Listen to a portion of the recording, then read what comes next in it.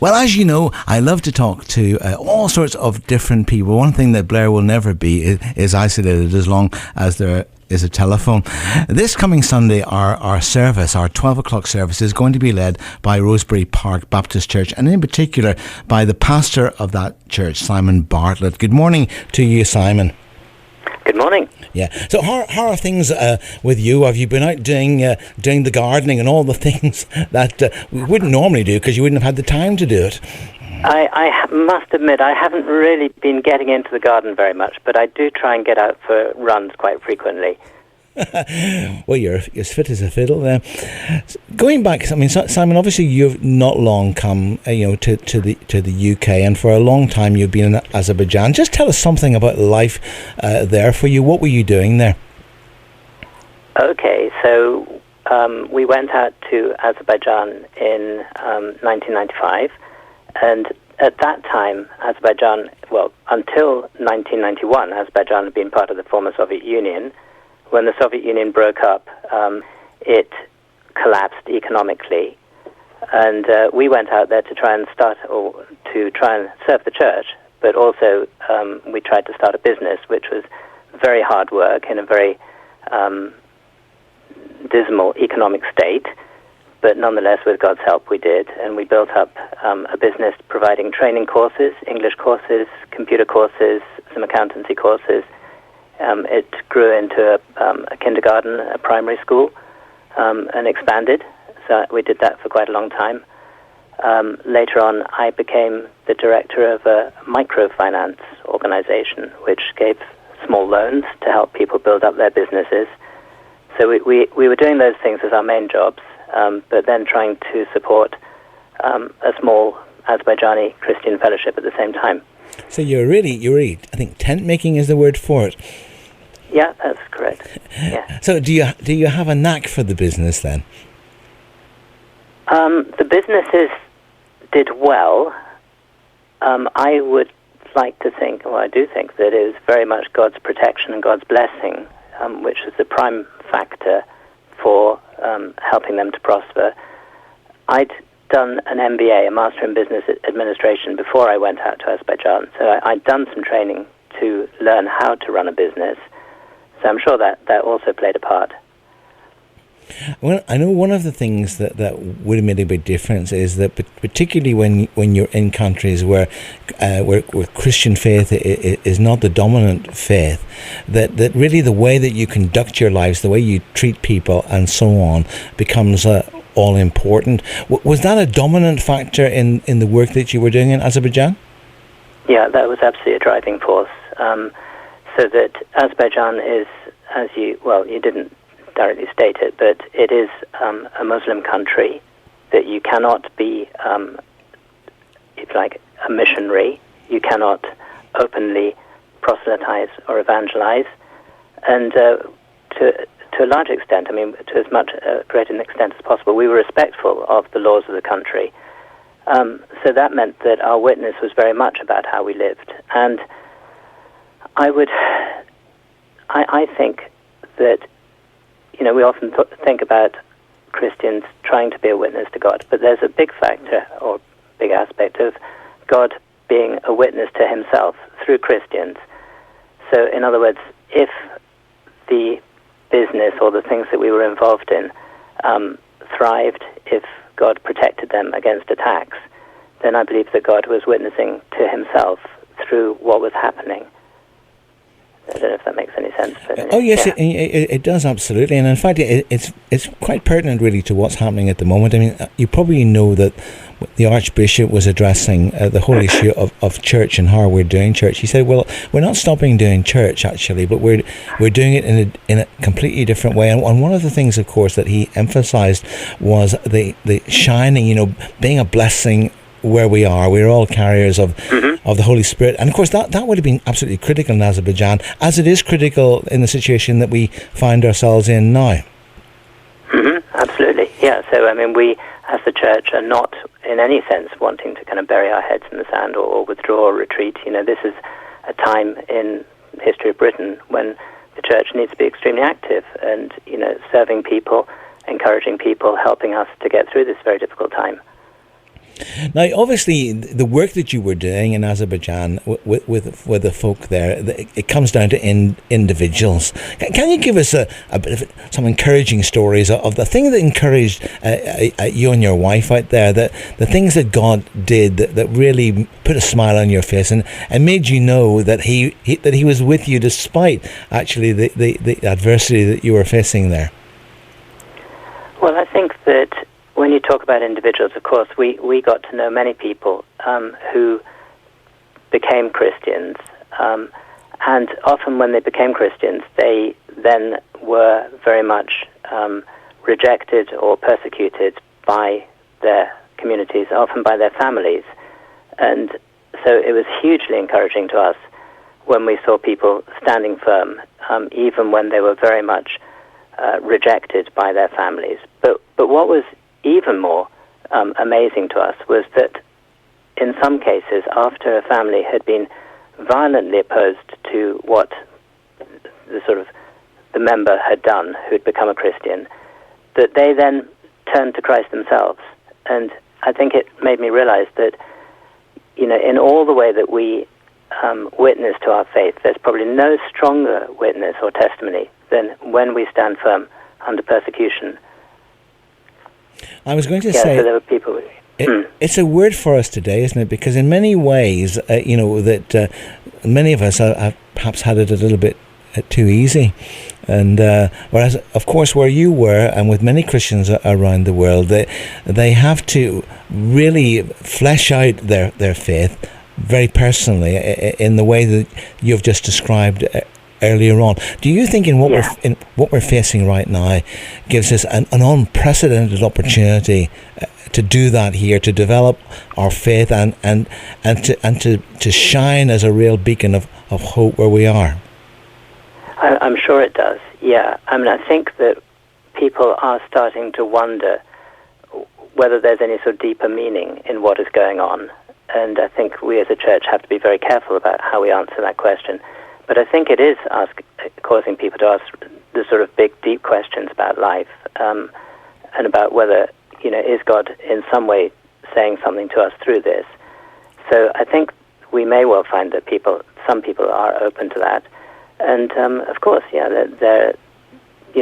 are being forced to, consider how we live in a way that we haven't. So definitely I see it as an opportunity. Well, you've selected two very different pieces of music for this morning, and I'm looking forward to them both. The first one is I See Jesus by Aileen Gilchrist. Do you want to introduce this? Yes. Well, I don't even know where I came across this song, but as soon as I heard it, I just really liked it. So Aileen Gilchrist is Scottish. I don't think she's a professional singer. I believe she's just produced one album. But there are just lots of ideas about Jesus which come together in this song. So as you listen to it, the opening line is, I see Jesus at the right hand of God, crowned with splendor, clothed in majesty. And for me, that's where I want to see Jesus too, in his rightful place as king over all creation. That's the lovely voice there of Aileen Gilchrist, and that particular track is I See Jesus.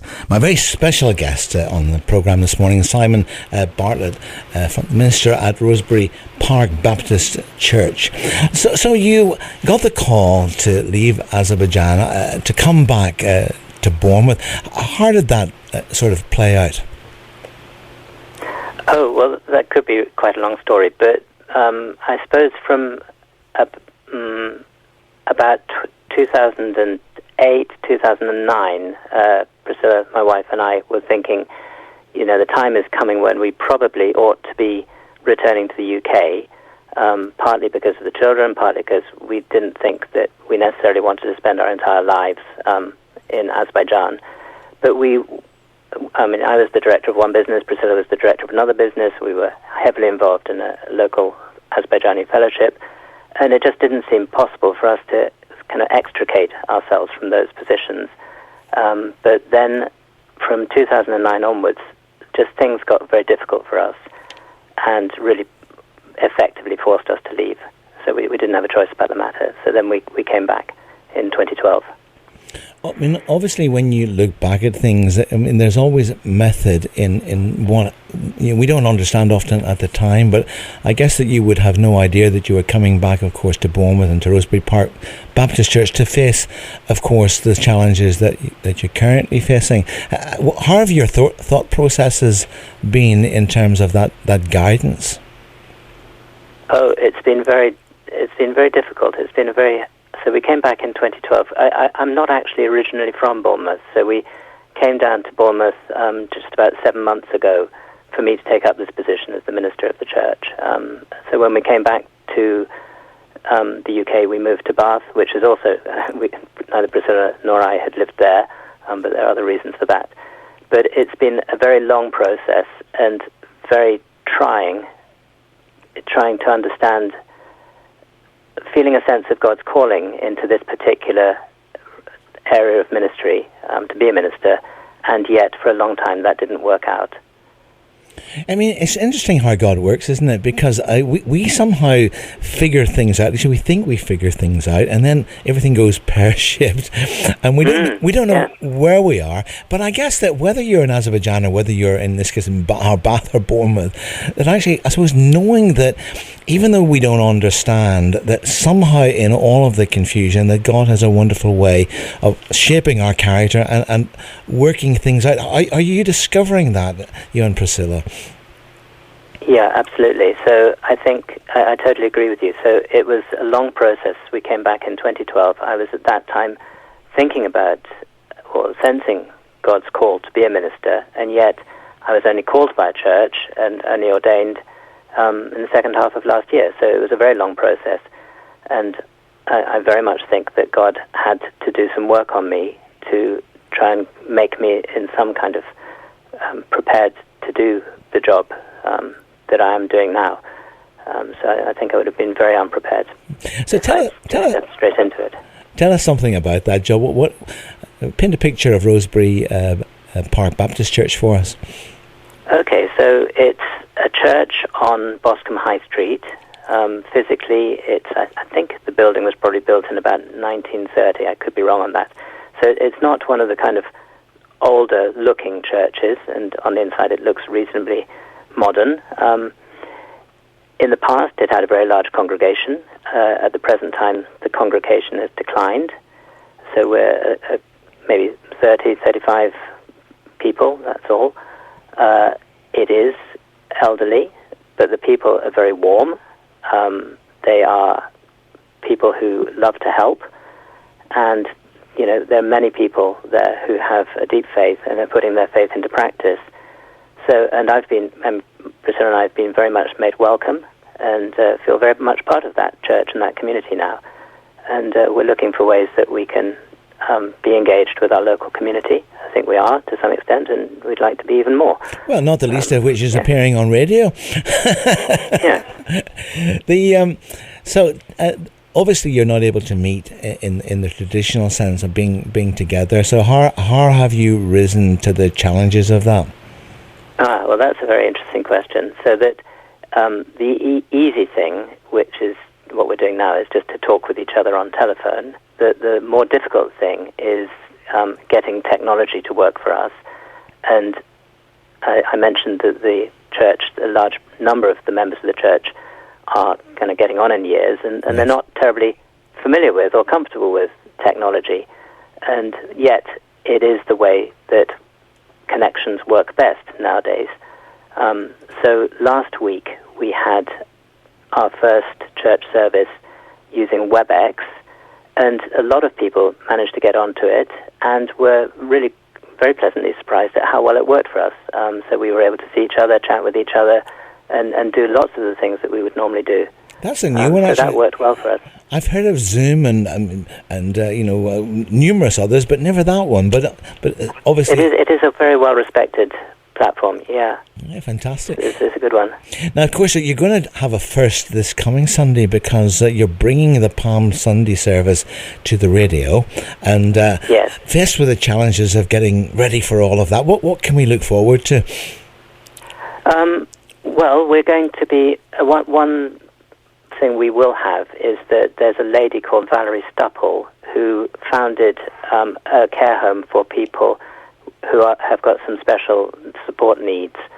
And so she's going to give a little bit of a talk about how it came about that she started that.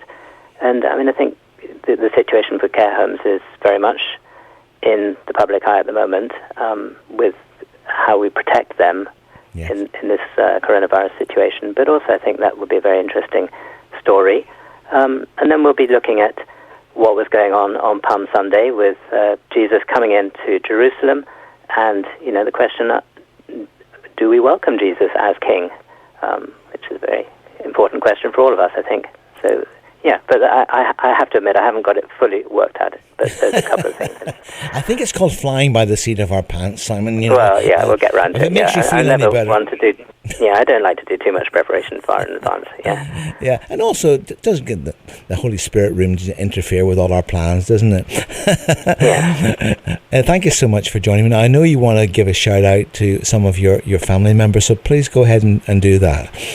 Yeah. Okay. Well, I just want to sort of say hi and love you to Priscilla, Sophie, and Daniel, and also to the Rosebery Park Church family. I know that my brother-in-law Sam is listening in Sri Lanka, and also my sister-in-law Persis in Portsmouth. So just hi to all of you. The wonders of technology. Now, your final choice of music is from Dire Straits, taking us back a bit. So tell us why you chose this. Okay, well, I mean, just simply because I love this piece of music. I think the guitar playing is just really amazing. It also tells a very good story. It's called Telegraph Road. I found out later that Telegraph Road is an actual road in Michigan that Mark Knopfler, the singer and guitarist, was traveling down, and it inspired him to write the song. It tells the story of the development of the road, but also subsequently the decline. And maybe that's a little bit of a story for our times too. And Blair has forewarned me that he's going to stop the song before it comes to the end. But the song I might not, now that you've told that story. I might just let it go. Well, anyway, I mean, it's a very, very long song. I mean, that's also one of the things I quite like about it, because the guys who were writing it just obviously weren't worried about the sort of commercial side of things. They just wanted to sing this song. But the song ends with the singer saying he wants to get away from the shops with the signs saying, "Sorry, but we're closed," all the way down the Telegraph Road. Yeah. Well, Simon, you know what? I think you've inspired me to play practically all of it, and then so people can go and have a bit of extra breakfast, can't they? And right. And you can go and have yours as well if you haven't already had it. Anyway, no, I have already. Yeah. Well, thank you so much, and look forward to joining you. Thank you for having me. Yeah, and look forward to seeing you and joining you in the fellowship on Sunday morning at 12 o'clock. Well, thanks again. From Dire Straits, incredible Telegraph Road, and a big thank you, of course, to Simon, Bartlett, and all the good folk at Rosebery Park Baptist Church. They will be leading our Sunday service at 12 noon on this Palm Sunday, so tune in for that. It will be repeated again in the evening on Sunday.